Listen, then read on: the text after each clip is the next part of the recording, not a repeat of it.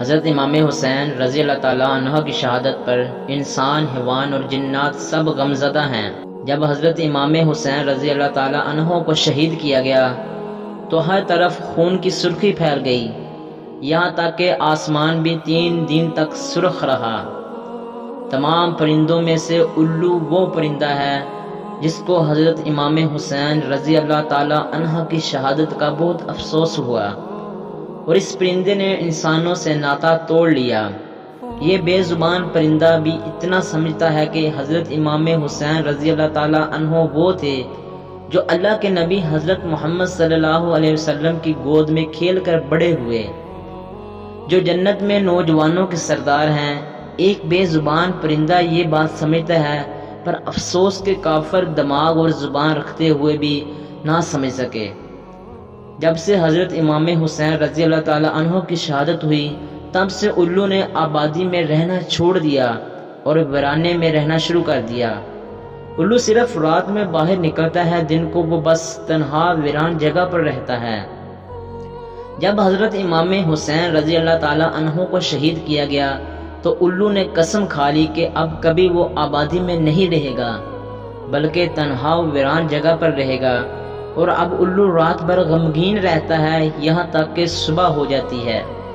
حضرت امام حسین رضی اللہ تعالیٰ عنہ کی شہادت سے پہلے الو آبادی میں رہتا تھا، اور جب بھی کوئی کھانا کھاتا اور الو بھی اس کے پاس آ کر بیٹھ جایا کرتا تھا، لوگ اسے بھی کھانا ڈال دیتے اور پانی بھی ڈال دیتے تھے، اور وہ کھا پی کر اپنی جگہ پر واپس چلا جاتا تھا۔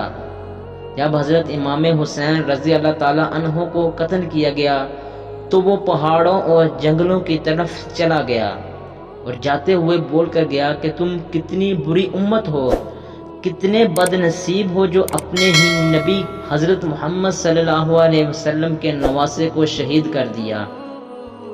پھر میں تو ایک پرندہ ہوں، تم سب میرا کیا اچھا سوچو گے، بہتر ہے میں اپنی حفاظت خود کروں۔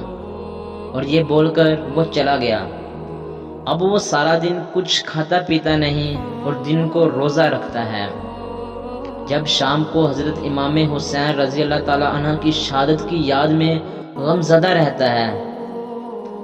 جہاں الو حضرت امام حسین رضی اللہ تعالیٰ عنہ کی شہادت پر غمگین ہے، وہاں کبوتر بھی ایک ایسا ہی پرندہ ہے جس کو حضرت امام حسین رضی اللہ تعالیٰ عنہ کی شہادت پر بے انتہا دکھ ہوا۔